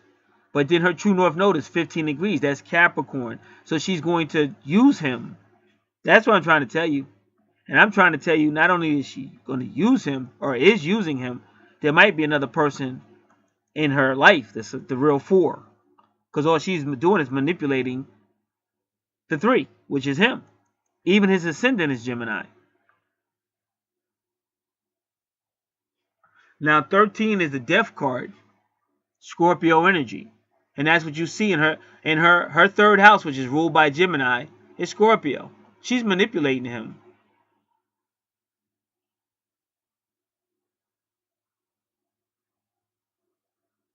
That's what I be saying. People be so quick. It's almost like I feel like I'm watching a movie. You know what I'm saying? Because it's like you watch a movie when two people have problems and one might move on. And then you think, oh, that's his twin. They're so happy together. That's his twin flame or his twin soul. And she ain't none of that shit. And then when you look on the chart, you're still a twin flame and twin soul. Like I said, this life, you be surprised. You gotta always believe. Like if y'all know how many times I go through health problems, but I believe and I get healed. Like even this time, it looked like I was tapping out. It looked like I was out of here, but I kept believing, and then it came through. And the person that gave me the advice that I used that kind of helped me, her name was Sophia, and that means wisdom. That's the number of God, the female god of wisdom. So here you have Vesta retrograde.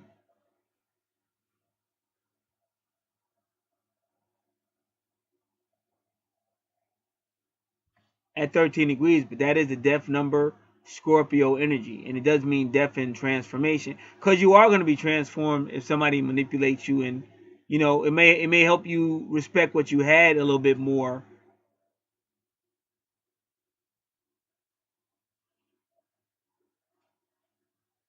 May help you appreciate it a little bit more.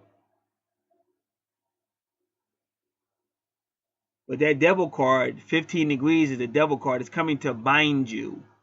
And that's what you see, even Scorpio in that 3rd house. And it's transformation. Like, and that's why, because a lot of time karmic is a lesson. When you're dealing with Saturn and Pluto, they teach lessons. And that's why I said this woman that requested this is very humble. She's a very humble woman. It's very few people like her on this planet, because she was able to go through this whole process. Because how many people will request a reading like this? But I'm glad she did,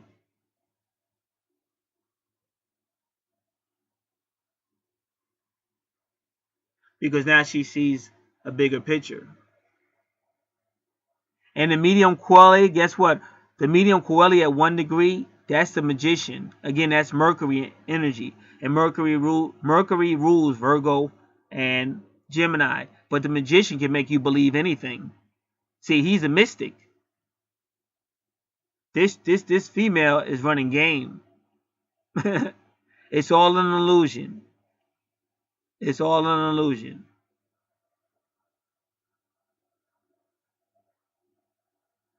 But it's going to teach him a lesson. See, it's not wrong with being creative, but there's a time and place for everything. And there is a time when sometimes you have to grow up a little bit, because that's what they're using to discipline him is Capricorn. See, Capricorn's a little bit more mature, and so is Saturn. And it's better that it comes from a different woman than you, because then he can't be mad at you. Because otherwise it will put pressure on your relationship. Whatever pressure you all may already have, it would only make it worse if it was you. But it's like the older guy that starts getting mad at his wife and say maybe he works with a younger female and she's interested. So I'm just making numbers up. But let's just say he's like 30, 35, 40. And then it's some like 18-year-old, 20-year-old girl. But she looks good, but she wants to hang out and she wants to be with him or whatever. Now, we all know that ain't going to work. Like, it may have some ups and downs to it, whatever. But, we all know that's not going to work. It was a man in this area that he actually had a heart attack. He was with that girl in the van. He had a van, and they was having sex in the front seat. And she was doing him, I guess she was on top, like sitting on him, but having sex. And he actually died in that van. And she just left. Like, she took all the money and just left. And just left him there. These things are not going to work out. Not for the most. Every now and then you might see people that age difference that works, but usually it just doesn't work out. Because what she wants to do at some point, he only wants to do that type of stuff because he hasn't done it in a long time, and he wants to be with her. So she might want to do like certain music or certain concerts, but he ain't going to want to hear that crap after a while because he's grown out of it. Plus, depending on how he looks, he may not be able to pass for her age. So right away, people are looking at him like, what are you doing here, dude? So these things don't work. But sometimes a man has to go through that to remember, you got to do stupid stuff sometimes. But that's part of life. What I'm trying to say is, no, you don't even have to get mad at somebody. It's part of life. And it's better that he gets hurt. Because if he gets hurt, he'll think twice. He'll appreciate what he has or had, and he'll think twice before doing something. So this is a learning lesson. But this female is highly intelligent, highly manipulative, and she's connected to a male energy of 4. Now, whether that's a boyfriend or a husband or somebody she's hiding or some type of spirit, I don't know. But she's definitely connected. And you see them all. Even up there, look at the Vesta. 13 is still 4. It's all over the chart.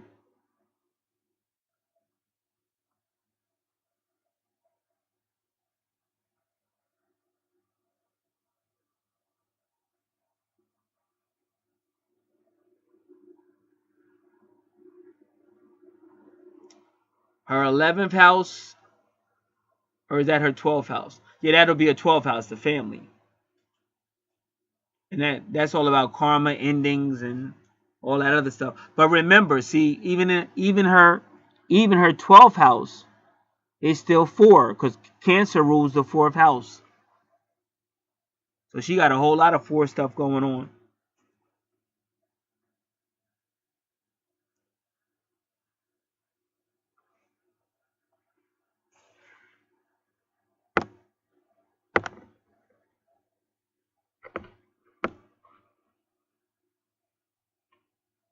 And see, in his fourth house, you got Saturn. Like I said, Saturn teaches lessons. And it's 4. 22 is 4.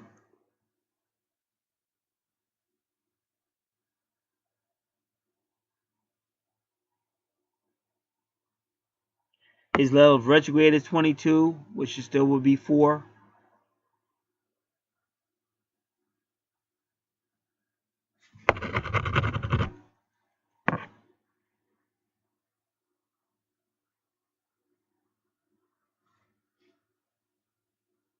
Now, try to match his chart up to her chart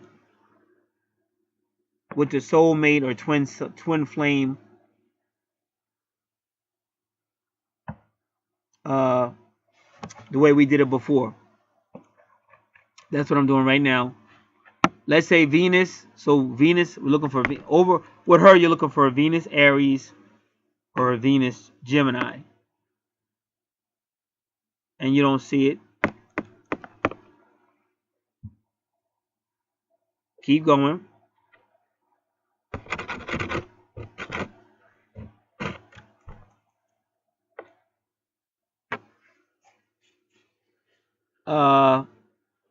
No real connection to Cancer because I'm going by the Sun.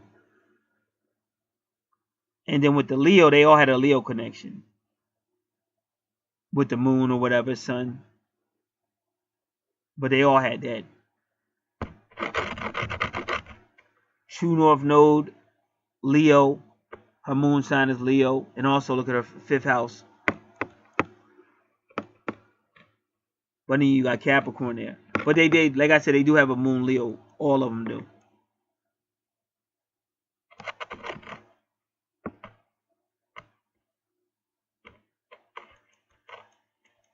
And then his Juno is Leo. But like I said, it's just control. It's just Capricorn and stuff. It ain't no love. See, what I'm telling you, she knows how to flash in on to get what she wants. But then once she get what she wants, it ain't gonna be all that. Like she knows how to use sexuality to get what she wants.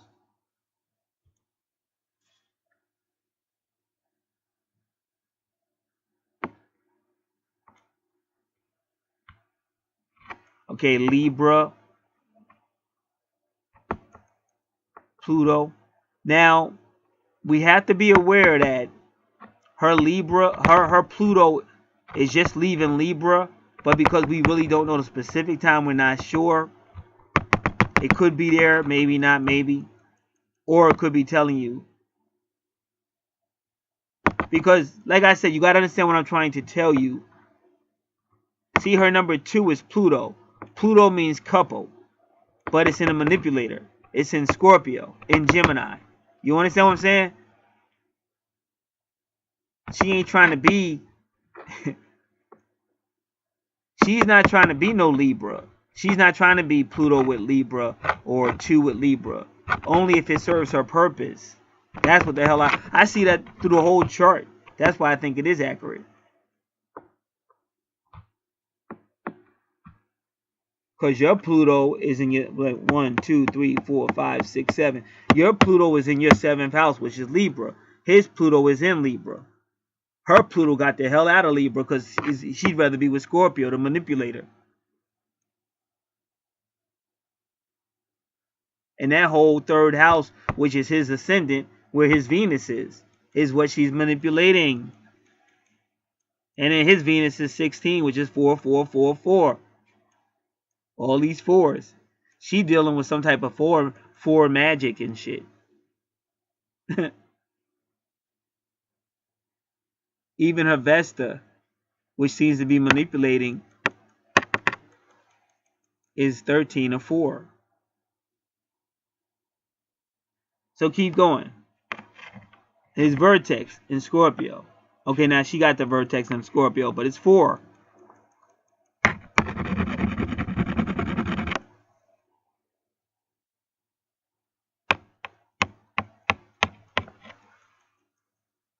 And what I'm trying to tell y'all, just look, it ain't no love signs. Everything I'm saying, where these two connect, if you notice, where these two charts do make any form of connection, it ain't no love signs.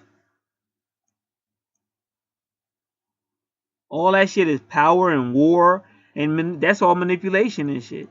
Oh, I'm mad at you because I can't get my way. That's Mars and shit. Or I'm gonna be a bitch because I can't get my way. Ain't no love.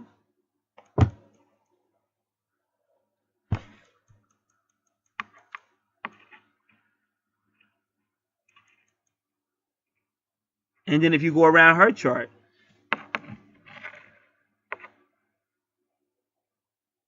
just the moon, like moon Leo, or whatever. They keep going. And then she ain't got nothing in Libra. Nothing unless you say Taurus, because that's in the second house ruled by Taurus.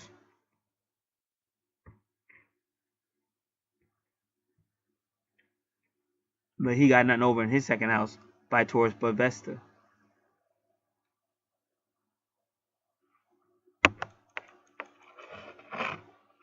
We said Vertex, Scorpio.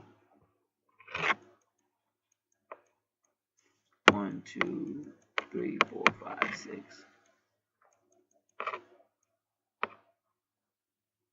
And remember what it means. Like I said, it keeps seeing 4. But Vertex, all that really means, Vertex is fate, destiny. But it could be a significant breakup, a significant coming together, a significant meeting. It could be a soulmate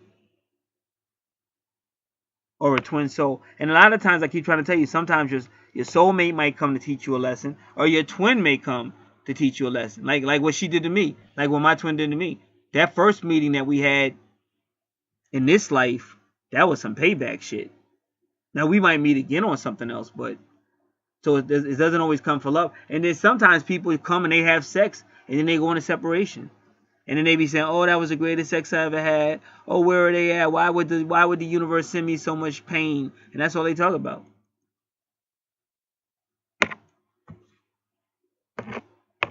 All right, and then the next time is Venus and Sagittarius. In what house? 1, 2, 3, 4. Which would be Cancer energy.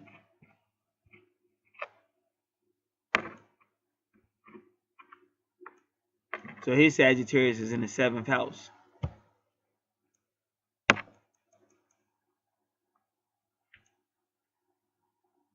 Keep going. 1, 2, 3, 4, 5, 6, 7. Right?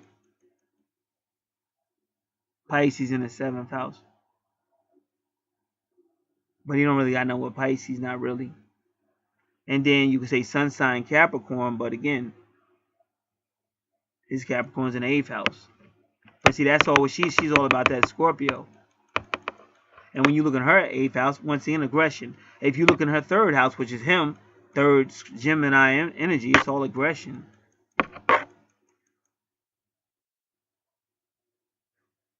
So I only got one other thing I want to check out.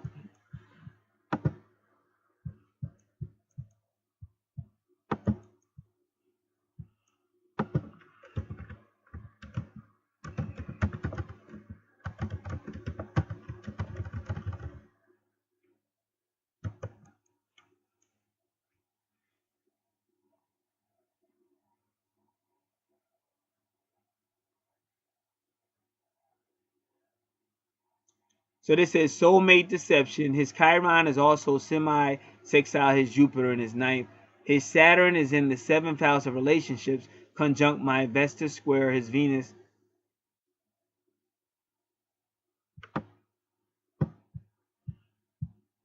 And then they say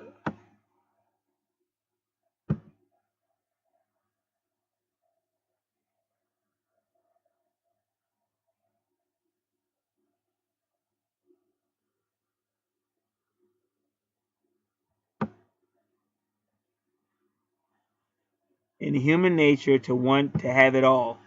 Much better to be honest about that than to live by deception and game playing. Vesta in a 2nd or 8th house in composite chart.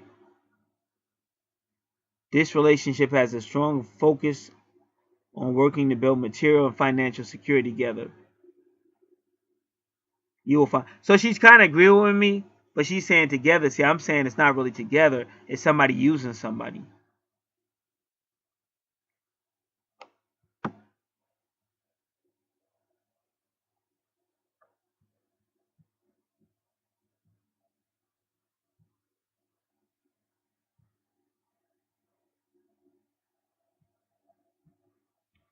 And this person says Vesta rules friendship. That's what I'm trying to tell you. But what I'm trying to tell you is sometimes somebody just uses you. Like in your Bible, when Judas Iscariot betrayed Jesus, he said, "Friend, you betrayed me with a kiss." So I mentioned a couple other people earlier in this when I was talking about people that work together for a purpose, and you think they're friends, but they're really not, because when the shit hit the fan, they all went their own way. And some people say, "Hey, so and so sold me out. So and so just left me hanging." So that really wasn't a friend. That was somebody who used you. And that's what you see with Vesta.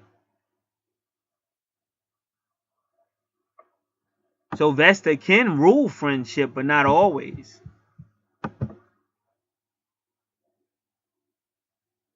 Just like on some charts, that Lilith can be an enemy. But on other charts, Lilith can actually bring the two together. Lilith could be a friend. So they're saying this person will use you for marriage or friendship, but they're just using you. And that's what a lot of people say about that particular location. They say, of course they're going to act like they want to be your wife. They're just using you to blah, blah, blah, blah. Because I hear that all the time. So that's what I'm trying to tell you on the chart. That's what I'm seeing. And I just confirmed it with what I was looking for.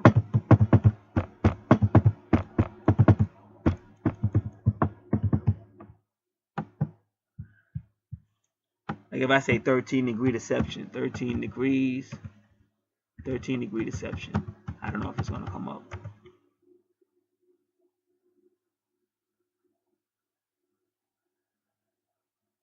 It said, oh, check this out. Check this out. This is going to blow your freaking mind. This says degrees of deception, 13. WTHR, Indianapolis.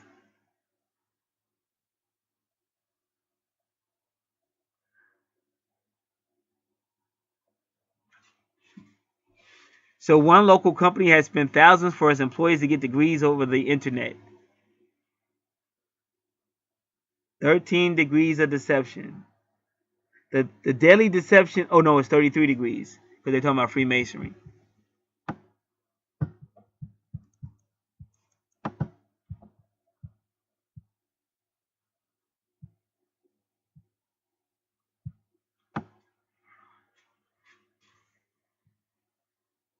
And even at 13 degrees means death or Scorpio energy. But even death and deception. I always say you got to learn etymology. Etymology. Those two words are almost written the same. They almost sound like etymology. And a lot of times there's words that if you say them with your tongue, they sound similar. That's for a reason. That's not a coincidence. When they tell you anything that doesn't kill you makes you stronger, but when you say the death card, oh, I'm number 13 degrees, the death card. And I mean, that is about transformation and Scorpio energy, but you're still dying. So that's how I'm calling that one based on everything I've seen. This woman has some type of spiritual support that's supporting her. And she has the number 1 because she has that magician ability to make you believe shit that ain't real. And that's what magicians be doing. Hey, I'm going to pull a rabbit out my hat. Or smoke screen and mirrors and shit. Got you believing shit that don't even... All that shit magicians be doing.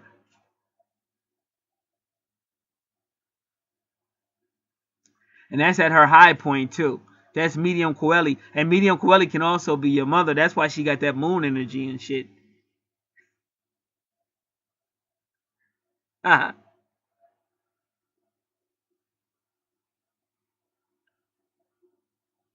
Because his Leo is the moon sign too. So she got all that manipulation going on. And then even her moon sign got the 2 1s.